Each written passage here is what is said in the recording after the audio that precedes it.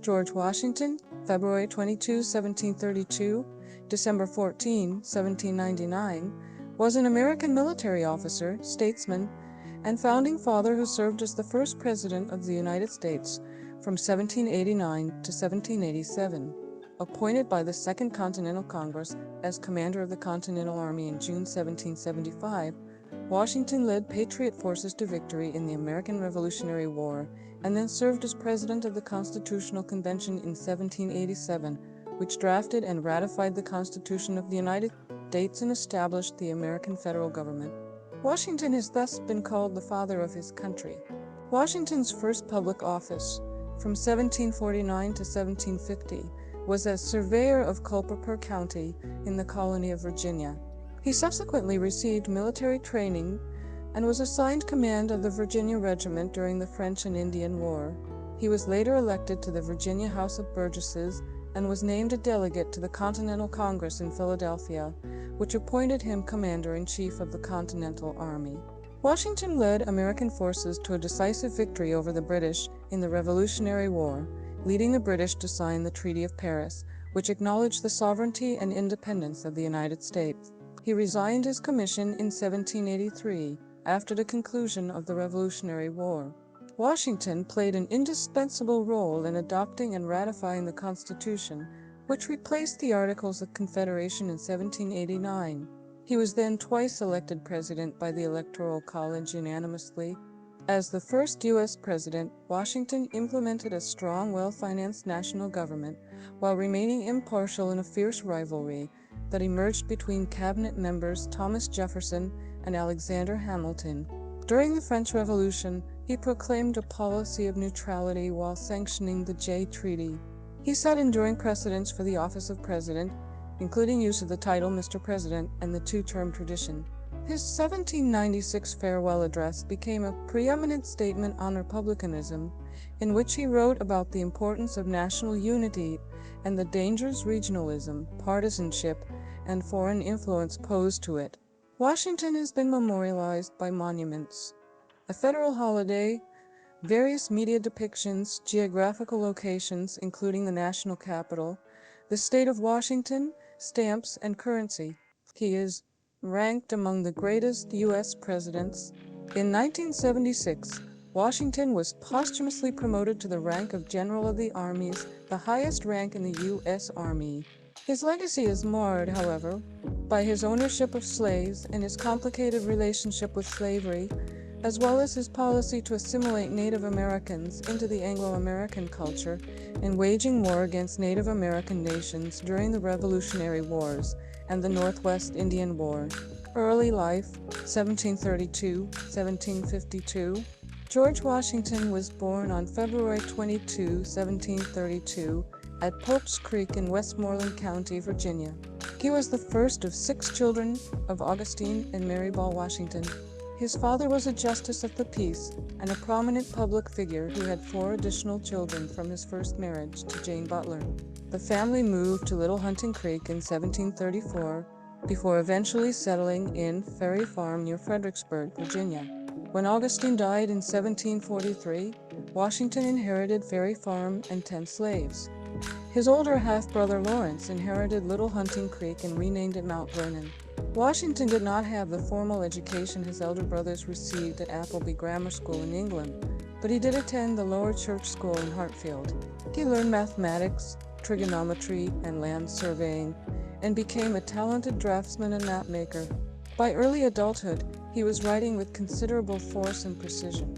As a teenager, to practice his penmanship, Washington compiled over 100 rules for social interaction styled rules of civility and decent behavior in company and conversation, copied from an English translation of a French book of manners.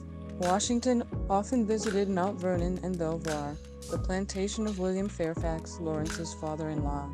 Fairfax became Washington's patron and surrogate father, and Washington spent a month in 1748 with a team surveying Fairfax's Shenandoah Valley property.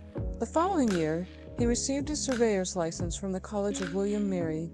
Even though Washington had not served the customary apprenticeship, Fairfax appointed him surveyor of Culpeper County, Virginia, where he took his oath of office July 20, 1749.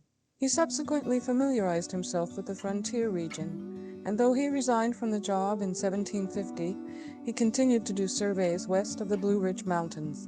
By 1752, he had bought almost 1,500 acres, 600 hay, in the valley and owned 2315 acres, 937 hay. In 1751, Washington made his only trip abroad when he accompanied Lawrence to Barbados, hoping the climate would cure his brother's tuberculosis. Washington contracted smallpox during that trip, which left his face slightly scarred.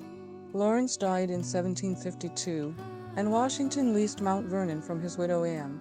He inherited it outright after her death in 1761. Colonial military career, 1752-1758. Lawrence Washington's service as Adjutant General of the Virginia Militia inspired George to seek a commission. Virginia's Lieutenant Governor Robert Dinwiddie appointed Washington as a major and commander of one of the 4 militia districts. The British and French were competing for control of the Ohio Valley. The British were constructing forts along the Ohio River, and the French between the Ohio River and Lake Erie. In October 1753, Dinwiddie appointed Washington as a special envoy. He had sent Washington to demand French forces to vacate land that was claimed by the British. Washington was also appointed to make peace with the Iroquois Confederacy and to gather further intelligence about the French forces. Washington met with Half-King Tannac Harrison and other Iroquois chiefs at Logstown and gathered information about the numbers and locations of the French forts, as well as intelligence concerning individuals taken prisoner by the French. Washington was nicknamed Conocarius by Tannac Harrison. The name, meaning devourer of villages, had been given to his great-grandfather John Washington in the late 17th century by the Susquehannock. Washington's party reached the Ohio River in November 1753 and was intercepted by a French patrol. The party was escorted to Fort Lebeau, where Washington was received in a friendly manner. He delivered the British demand to vacate to the French commander St. Pierre, but the French refused to leave. St. Pierre gave Washington his official answer after a few days' delay, as well as food and winter clothing for his party's journey back to Virginia.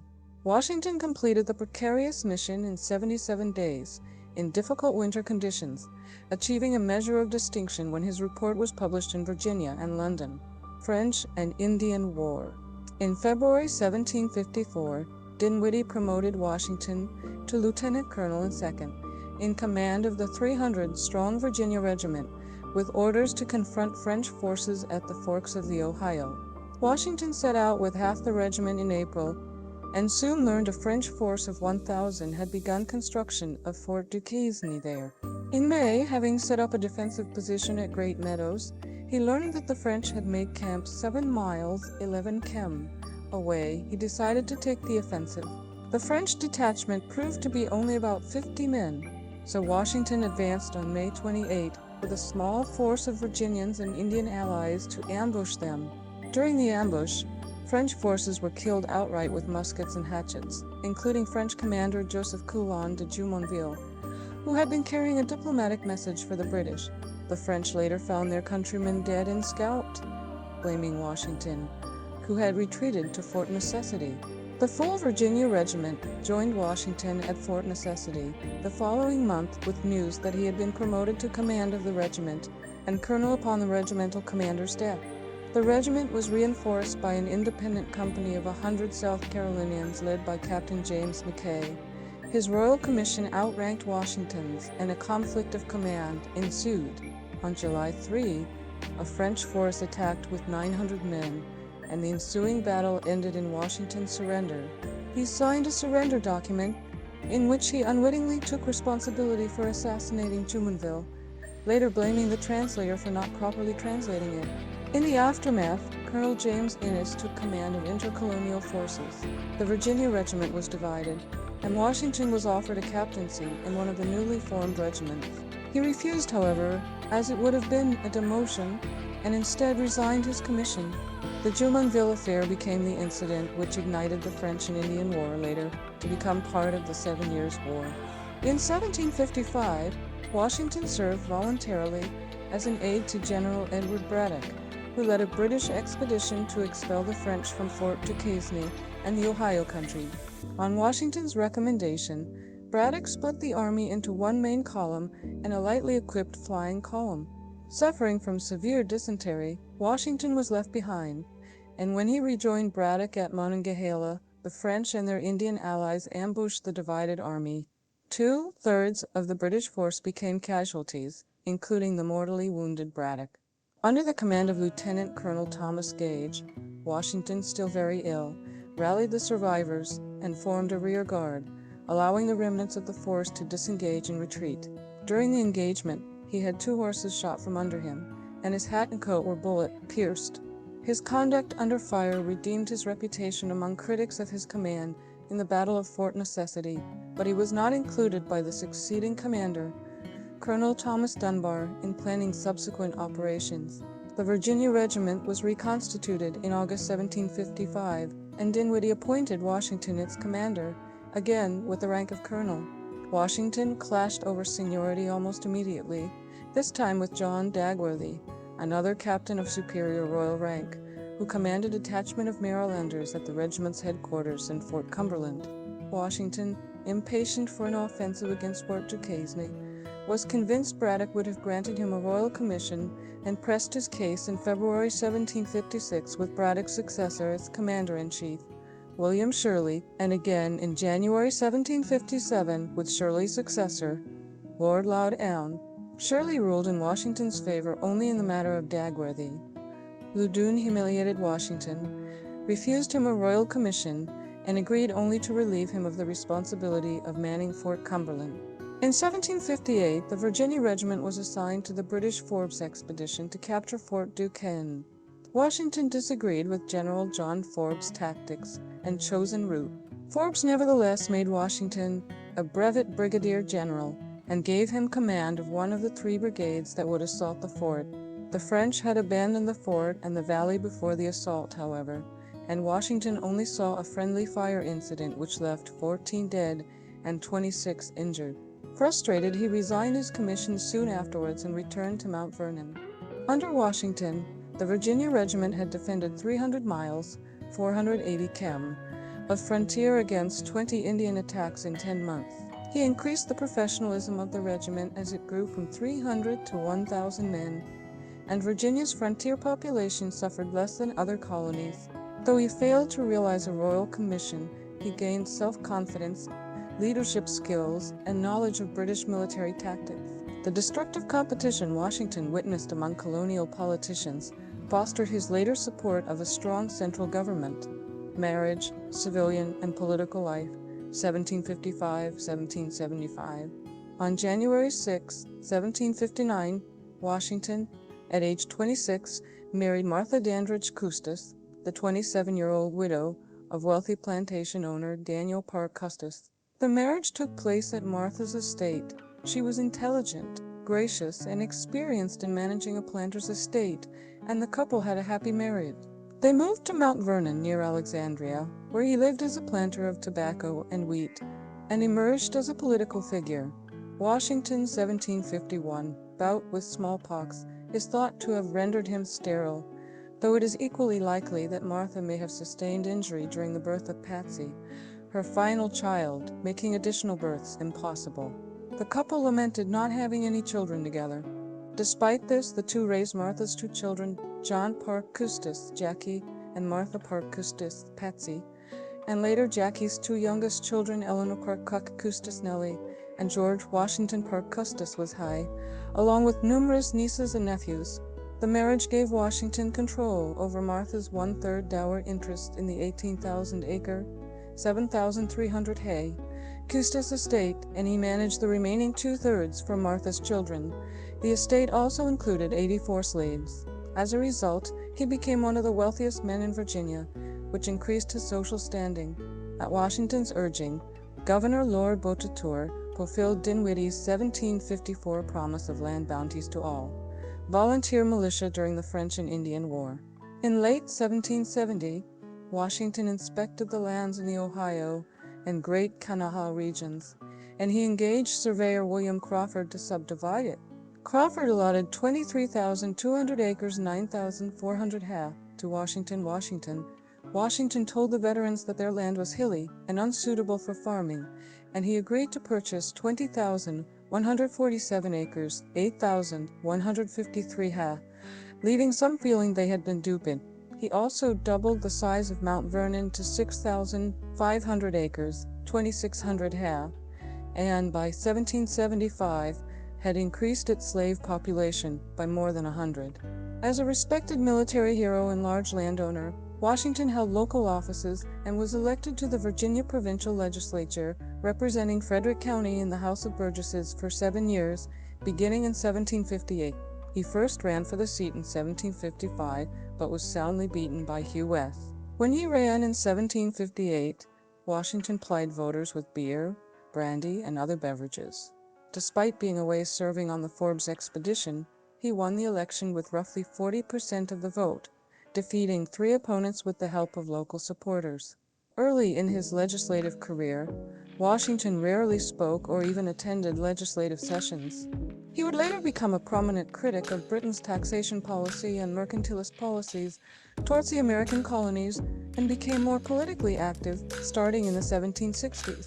Washington imported luxuries and other goods from England, paying for them by exporting tobacco. His profligate spending, combined with low tobacco prices, left him $1,700 in debt by 1764, prompting him to diversify his holdings.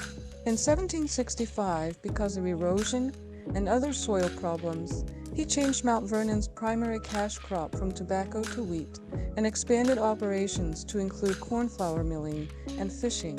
Washington soon was counted among the political and social elite in Virginia.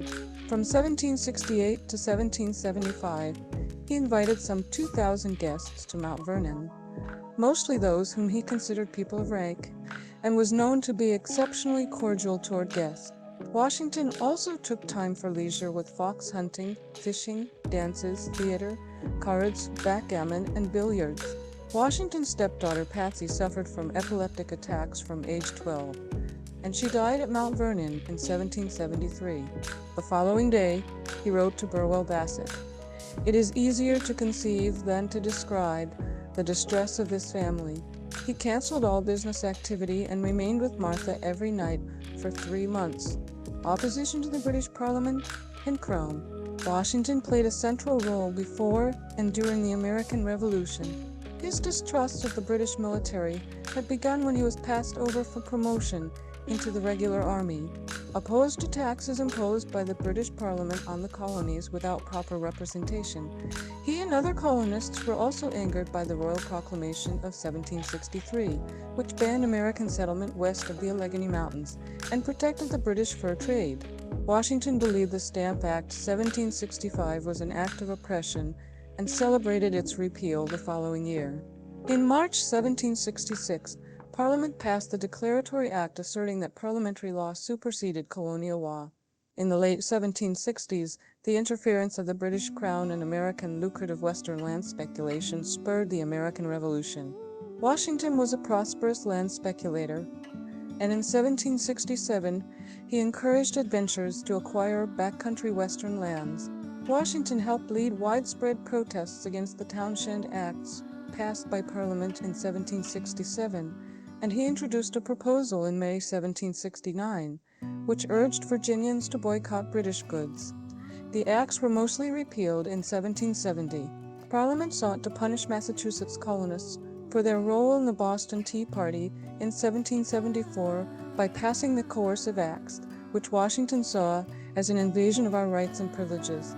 He said Americans must not submit to acts of tyranny, since custom and use shall make us as tame and abject slaves as the blacks we rule over with such arbitrary sway. That July, he and George Mason drafted a list of resolutions for the Fairfax County Committee, including a call to end the Atlantic slave trade, which were adopted. On August 1, Washington attended the First Virginia Convention. There, he was selected as a delegate to the First Continental Congress. As tensions rose in 1774, he helped train militias in Virginia and organized enforcement of the Continental Association boycott of British goods instituted by the Congress. The American Revolutionary War broke out on April 19, 1775, with the battles of Lexington and Concord and the siege of Boston. Upon hearing the news, Washington was sobered and dismayed. and he hastily departed Mount Vernon on May 4, 1775, to join the Second Continental Congress in Philadelphia. Commander-in-Chief, 1775-1783. On June 14, 1775, Congress created the Continental Army, and John Adams nominated Washington as its commander-in-chief, mainly because of his military experience and the belief that a Virginian would better unite the colonies. He was unanimously elected by Congress the next day. Washington appeared before Congress in uniform and gave an acceptance speech on June 16, declining a salary, though he was later reimbursed expenses. Washington was commissioned on June 19 and officially appointed by Congress as General Commander-in-Chief of the Army of the United Colonies and of all the forces raised or to be raised by them. He was instructed to take charge of the siege of Boston on June 22, 1775. Congress chose his primary staff officers, including Major General Artemus Ward, Adjutant General Horatio Gates, Major General Charles Lee, Major General Philip Schuyler, and Major General Philip Schuyler, and Major General Nathanael Greene. Henry Knox, a young bookkeeper, impressed Adams and Washington with ordnance knowledge and was subsequently promoted to Colonel-in-Chief of Artillery. Similarly, Washington was impressed by Alexander Hamilton's intelligence and bravery. He would later promote him to colonel and appoint him his aide de camp. Washington initially banned the enlistment of blacks, both freed and enslaved, into the Continental Army. The British saw an opportunity to divide the colonies, and the colonial governor of Virginia issued a proclamation which promised freedom to slaves if they joined the British. Desperate for manpower by late 1777, Washington relented and overturned his ban. By the end of the war, around 1/10 of Washington's army were blacks. Following the British surrender, Washington sought to enforce terms of the Preliminary Treaty of Paris, 1783, by reclaiming slaves freed by the British and returning them to servitude. He arranged to make this request to Sir Guy Carleton on May 6, 1783. Instead, Carleton issued 3,000 freedom certificates, and all former slaves in New York City were able to leave before the city was evacuated by the British in late November 1783. Siege of Boston, early in 1775, in response to the growing rebellious movement, London sent British troops to occupy Boston, led by General Thomas Gage, commander of British forces in America. They set up fortifications, making the city impervious to attack. Local militia surrounded the city and effectively trapped the British troops, resulting in a standoff. As Washington headed for Boston, word of his march preceded him, and he was greeted everywhere. Gradually, he became a symbol of the Patriot cause. Upon arrival on July 2, 1775, 2 weeks after the Battle of Bunker Hill, he set up headquarters in Cambridge. When he went to inspect the army, he found undisciplined militia. After consultation, he initiated Benjamin Franklin's suggested reforms, drilling the soldiers and imposing strict discipline. Washington ordered his officers to identify the skills of recruits to ensure military effectiveness while removing incompetent officers. He petitioned Gage, his former superior, to release captured Patriot officers from prison and treat them humanely. In October 1775, King George I.E. declared that the colonies were in open rebellion and relieved Gage of command for incompetence, replacing him with General William Howell. The Continental Army, reduced to only 9,600 men by January 1776 due to expiring short-term enlistments, had to be supplemented with militia. Soon they were joined by Knox with heavy artillery captured from Fort Ticonderoga.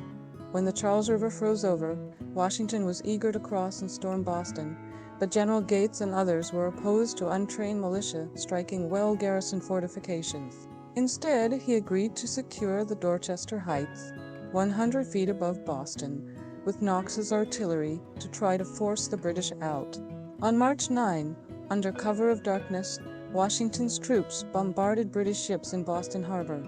On March 17, 9,000 British troops and Loyalists began a chaotic 10-day evacuation aboard 120 ships. Soon after, Washington entered the city with 500 men, with explicit orders not to plunder the city. He refrained from exerting military authority in Boston, leaving civilian matters in the hands of local authorities, New York and New Jersey. Battle of Long Island. After the victory at Boston, Washington correctly guessed that the British would return to New York City, a loyalist stronghold, and retaliate. He arrived there on April 13, 1776, and ordered the construction of fortifications to thwart the expected British attack.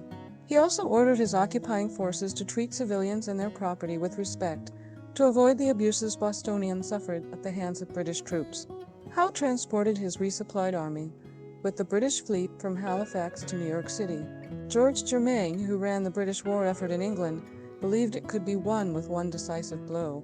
The British forces, including more than 100 ships and thousands of troops, began arriving on Staten Island on July 2 to lay siege to the city. After the Declaration of Independence was unanimously adopted on July 4, Washington informed his troops on July 9 that Congress had declared the United Colonies to be free and independent states. Howe's troops strength totaled 32,000 regulars and Hessian auxiliaries, and Washington's consisted of 23,000, mostly raw recruits and militia. In August, Howe landed 20,000 troops at Gravesend, Brooklyn, and approached Washington's fortifications, opposing his generals. Washington chose to fight, based on inaccurate information that Howe's army had only 8,000 plus troops. In the Battle of Long Island, Howe assaulted Washington's flank and inflicted 1,500 Patriot casualties, the British suffering 400. Washington retreated, instructing General William Heath to acquire rivercraft. On August 30, General William Sterling held off the British and gave cover while the army crossed the East River under darkness to Manhattan, without loss of life or materiel. Although Alexander was captured, Howe was emboldened by his Long Island victory and dispatched Washington as George Washington, Esquire, in futility to negotiate peace. Washington declined, demanding to be addressed with diplomatic protocol as general and fellow belligerent, not as a rebel, lest his men be hanged as such if captured. The Royal Navy bombarded the unstable earthworks on Lower Manhattan Island. Despite misgivings, Washington heeded the advice of Generals Greene and Putnam to defend Fort Washington. They were unable to hold it. Washington abandoned the fort and ordered his army north to the White Plains. Howe's pursuit forced Washington to retreat across the Hudson River to Fort Lee to avoid encirclement. Howe landed his troops on Manhattan in November and captured Fort Washington, inflicting high casualties on the Americans. Washington was responsible for delaying the retreat, though he blamed Congress and General Greene. Loyalists in New York City considered Howe a liberator and spread a rumor that Washington had set fire to the city. Patriot morale reached its lowest when Lee was captured. Now reduced to 5,400 troops, Washington's army retreated through New Jersey, and Howe broke off pursuit to set up winter quarters in New York. Thank you so much for watching. If you enjoyed this video, please don't forget to give it a thumbs up, hit the subscribe button, and turn on the notification bell so you won't miss any of our future content. We appreciate your support, and we'll see you in the next video.